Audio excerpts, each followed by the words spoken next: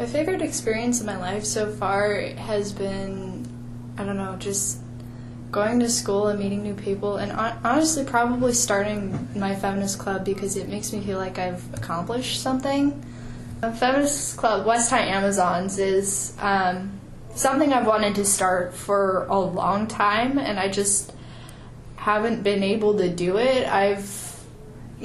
Freshman year I was in a rough spot with dealing with things with my dad, and then sophomore year I got really busy with school, and same thing junior year, and so I wasn't really able to start it until this year. I've always wanted to start Feminist Club because it's something that I think is necessary for a school to have. I mean, we have a GSA, we have Christian Athletes, we have Amnesty, we have, all these other clubs that support diversity and, acceptance, but I feel like feminism is a very specific issue that needs to be addressed, especially in high schools where you have, girls that are anorexic because they don't think they're thin enough, and things like that. So I felt like it was an integral part that was missing from the school. Most difficult thing I've ever done.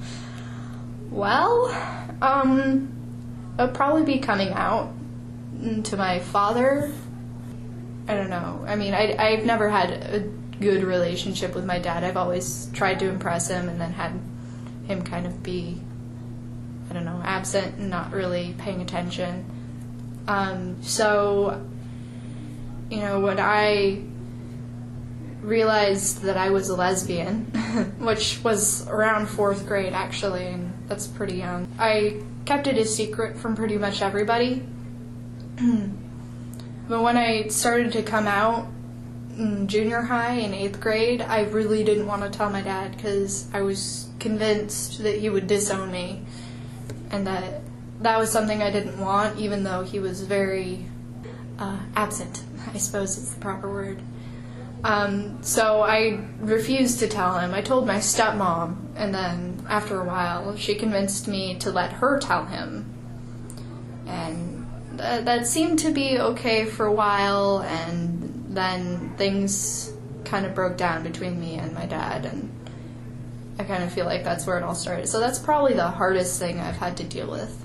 In the future, hopefully after college, I'm going to go to a cooking school, and then I want to come back here and start a cafe that has gluten-free and vegan alternatives to foods. And I also want to start a women's shelter to help women in need.